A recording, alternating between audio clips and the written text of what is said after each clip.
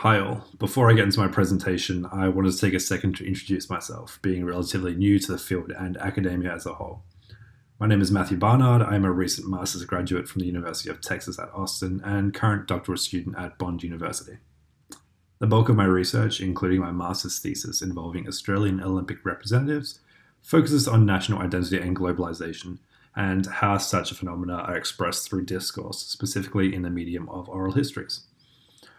Although themes of nationalism and cosmopolitanism run prevalent in the topic I'm speaking to today, the primary focus of this presentation is on the legal and cultural precedents of asylum-seeking athletes, coaches, and support staff at major multi-sport events, explicitly as it relates to the upcoming 2028 Olympic Games to be held in Los Angeles and the growing prevalence of America First immigration policies in the United States.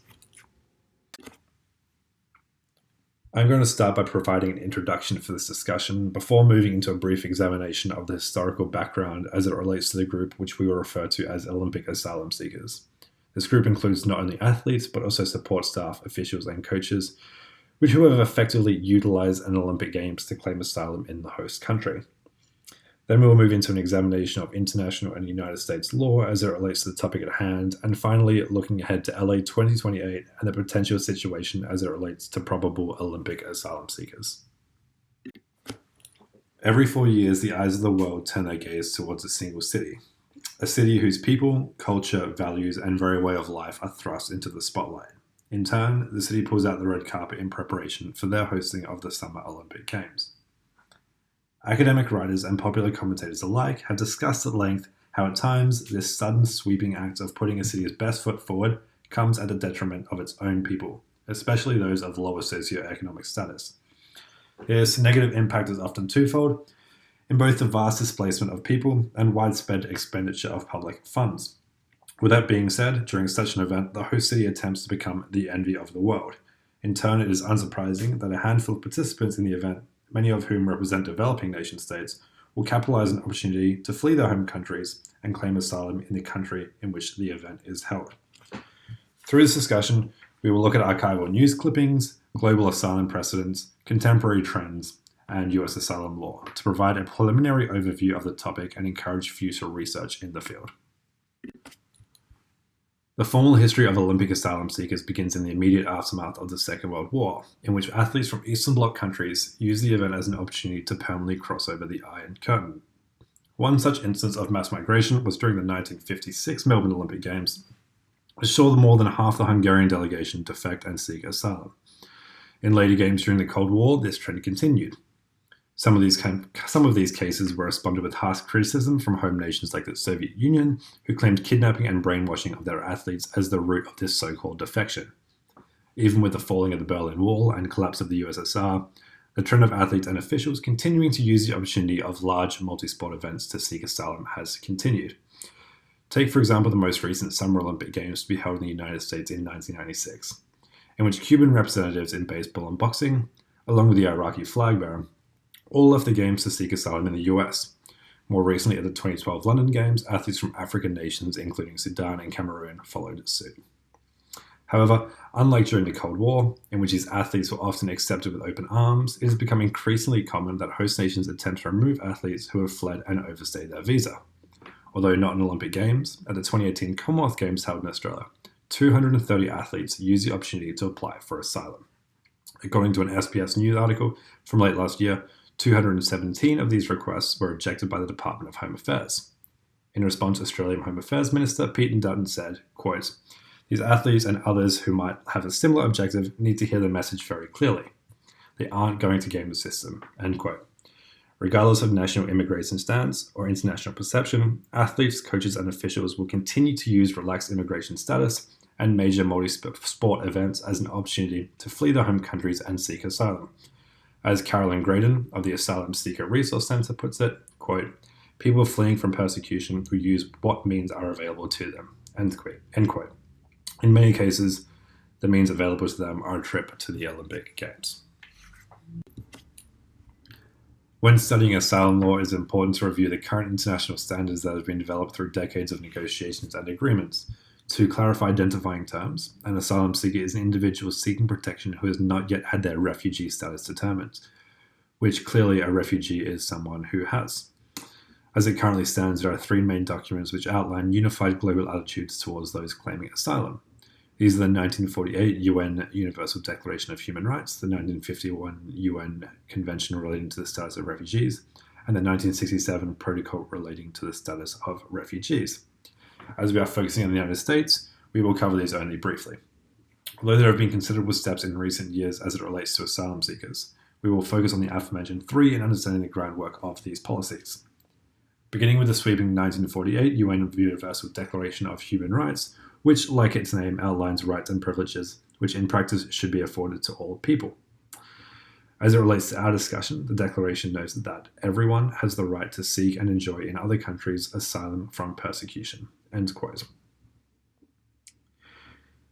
The 1951 United Nations Convention relating to the status of refugees defines a refugee as a person owing to a well-founded fear of being persecuted for reasons of race, religion, nationality, membership of a particular social group or political opinion, is outside the country of his nationality, and is unable or, owing to such fear, is unwilling to avail himself of the protection of that country. End quote. Furthermore, the Convention goes on to call for the naturalization of refugees in the country in which they seek asylum. The Convention states, quote, "The contracting states shall as far as possible facilitate the assimilation and naturalization of refugees." End quote. However, this convention was severely limited in scope, as it only applied to asylum seekers from events prior to 1951, and specifically Europeans. This was remedied in 1967 with the Protocol relating to the status of refugees, which expanded the convention to include all people at all times. As such, the 1948 UN Declaration of Human Rights, the 1951 UN Refugee Convention, and the 1967 Protocol serve as the base work for international refugee law. With that being said, not all nation states are signatories to the Convention and Protocol. However, importantly, the United States is.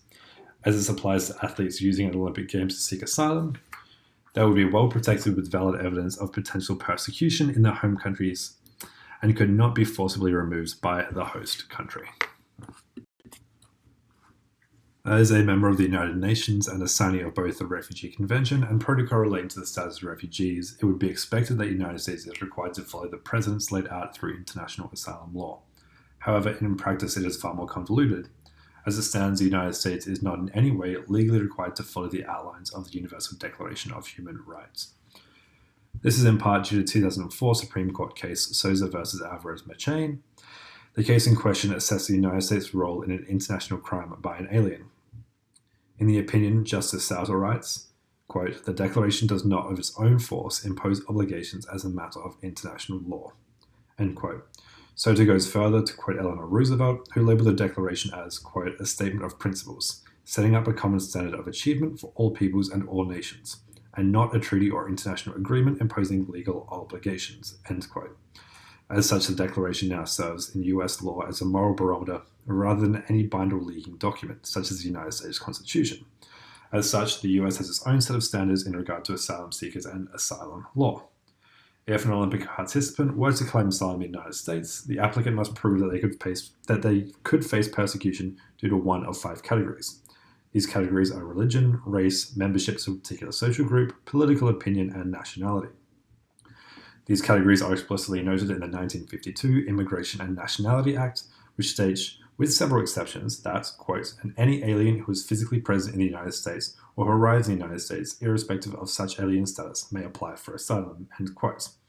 With that being said, recent changes in the political landscape of the United States has drawn into question the status of asylum seekers and potential hurdles which they may face. As political writer Anna Nunez explains, quote, "American values and tradition, especially since the Holocaust, was founded on welcoming people fleeing war, violence, and persecution. In recent years, the US has strayed away from these values," end quote.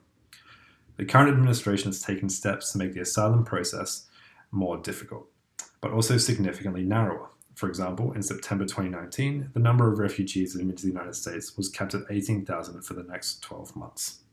In February 2018, it was ruled by the Supreme Court that asylum seekers are not legally required to receive periodic hearings. Furthermore, in March 2018, the requirement for asylum seekers to receive a hearing before a judge was eliminated. Along with the asylum process, the method to require travel visas has become increasingly difficult for people from certain countries. This well-written about travel ban was widely reported on and was viewed by many as an infringement on basic human rights. The United States has long been at the forefront of refugee and asylum seeker rights. The nation's own system of checks and balances are closely aligned with that of the non-binding international law that has set the precedence of a global treatment of asylum seekers. However, this precedent is quickly changing and may have a large effect on athletes who both travel to the United States and seek asylum within the country's borders. During the summer of 2017, the International Olympic Committee awarded the 2024 and 2028 Olympic Games to Paris and LA, respectively. The move will see the Californian city host the Games for the third time, having held it prior in 1932 and 1984. With the Games will come a significant number of travellers, both in the form of spectators, but also with athletes, coaches, and support staff. As such, the United States will be faced with a decision on how to approach the influx of visitors, in both its issuance of visas and inevitable situation of athletes claiming asylum. By simply holding Olympic Games, it is expected that the recent tightening of travel would loosen dramatically to encourage widespread involvement and inclusion in the event. Perhaps even a visa waiver program, which was seen at the Rio Games 4 years ago, will be implemented. Furthermore, event organizations need to be aware and actively engage with monitoring athletes, coaches, and support staff during and after the Games to effectively handle the disappearance of competitors and reappearance of asylum seekers.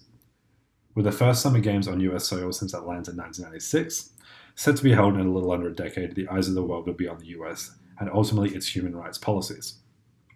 A significant part of this comes down to its treatment of lawful asylum seekers, who use the globe's largest multi-sport event as an opportunity to escape persecution in their home countries and look to start a new life. With that being said, it is hard to foresee a clear outcome of these actions.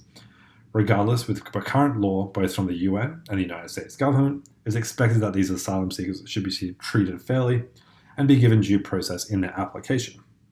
Alternatively, it is possible that the Games could be unlike those of the past, with increased visa laws and denial of not only individuals, but nations from entering the United States.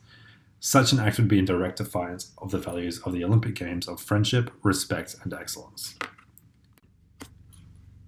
By exploring historical data of asylum seekers at major multi-sport events, including the Olympic Games and the Commonwealth Games, we can see a clear trend is drawn of athlete, coaching, and support staff immigration into predominantly Western host cities. By drawing from both US and international law and 21st century political thought, the situation is examined through a contemporary lens with past context. Data has been collected from news archives, key legal cases, United Nations protocols, and contemporary writers. I conclude that for key Olympic values, including international friendship and cooperation, to remain a significant component of the Olympic Games, the US immigration law needs to be relaxed against shifting political trends. As to why this topic is worth studying, the conversation will clearly contribute to the growing field of sports sociology, while at the same time has considerable real-world repercussions on not only the lives of these asylum seekers, but also the Olympic movement as a whole. With that being said, further research regarding the approach to asylum seekers in the lead up to 2028 is recommended, as this serves as a simple preliminary examination. Thank you for your time.